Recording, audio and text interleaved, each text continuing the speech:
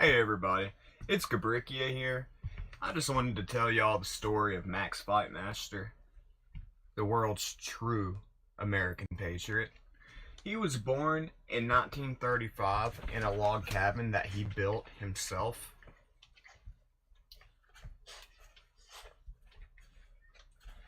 Let me restart this. Hey guys, it's Gabrikia here. I'd like to tell you all the story of a man well, not personally, but my grandpa used to know, named Max Fightmaster. I believe he was born in the 20s, but what I do know is he was born in a log cabin that he built himself. And at age 7, he was sent to the Vietnamese War. And he got immediately captured because the plane got attacked by terrorists and they flew it into a tree. Now, all the Vietnamese came popping out of the tree and ripped every last survivor out of that airplane and put them in bamboo cages. Huye, quit! Go, get out of here.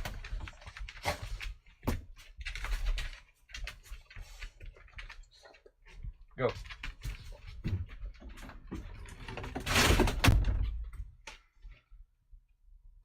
Do this one more time. Hey.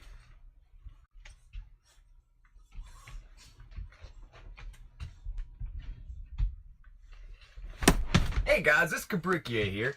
I'd like to tell you all the story of Max Fightmaster. He is America's true #1 hero. He was born in 1928 in a log cabin that he built himself. At age 7, he outgrew his father, took over the family plantation. At age 9, he was sent to train in the army, where he then became a drill sergeant.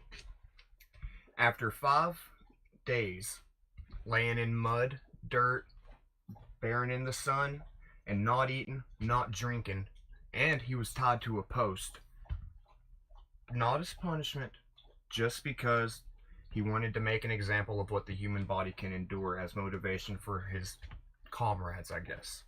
Well, anywho, on their first deployment, they were being shipped off to Vietnam. When they were going across the ocean, a group of Vietnamese came flying out of the clouds. Damn it! Why can't I not get this?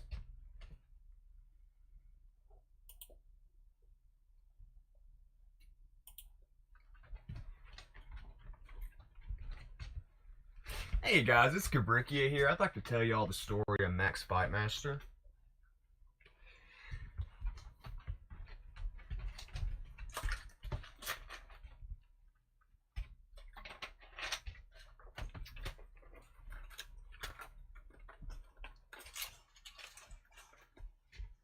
Hey guys, it's Cabrikia here. Today I'm going to tell you all the story of Max Fightmaster, America's true #1 hero.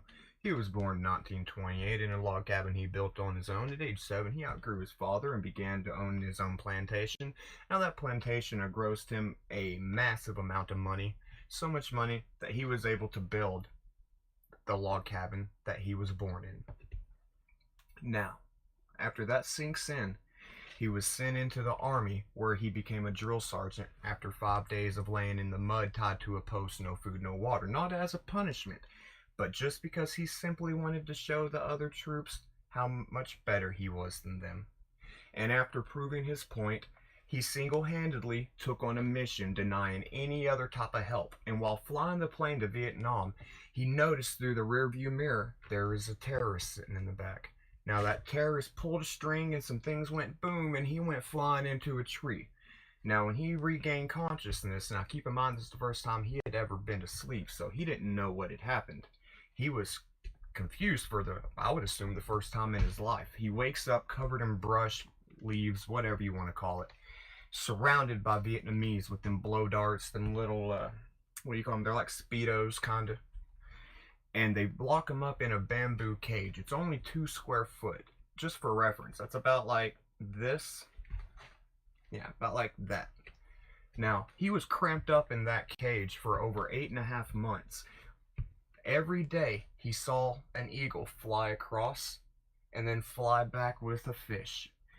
and he began communicating with that eagle. And after about 4 days, that eagle started dropping off some fish through the crate holes just for him to eat. And he was able to get enough nourishment and sustenance off of that to survive and bide his time waiting for an opportunity. Now, during the following months, he kind of began to communicate with some of the guards, and the guards knew that he wasn't a threat, or they thought he wasn't a threat, so they just joked around with him and stuff. And one day, he asked the guard for a glass of water. Well, that was his biggest mistake. The guard's biggest mistake, anyways, by not giving it to him. The guard instead spit on him. Well, what was Max Fightmaster's response? He tried to reach through that cage, but he was just that short from being able to grab that guard who would not give him his hydration. And so what's the guard's reaction? He pulls out a machete and chops his arm off. And that was the guard's second fatal mistake. Max Fightmaster had been training in telepathy ever since age 4. He used it to give his father wedgies as a kid. He thought it was funny because it made him chuckle. Anywho, so he telepathically controls his hand to reach into the guard's back pocket, pull out a little scalpel, and stab him right in the back, and the guard falls over flat over the cage, drops the keys down into the cage, and Max Fightmaster is able to escape. Now, once he breaks through the cage, there's a whole troop of people, at least 100 people, and he has no guns. There's some ammunition laying around, but what are you going to do with that with no gun? The only thing you can do. He grabs a handful of that ammo, crams it in his mouth.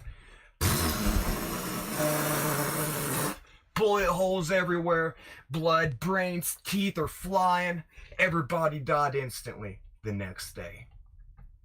He looked up into the sky. That eagle was coming back through. He did the hoo-hoo. That eagle soared down, picked him up by the hood of his jacket, flew him back to America, where he married Marilyn Monroe and lived a long, happy life until he finally decided not to die, but to just move on to another realm and was reincarnated as Chuck Norris. That is the story of Max Fightmaster, a real American hero.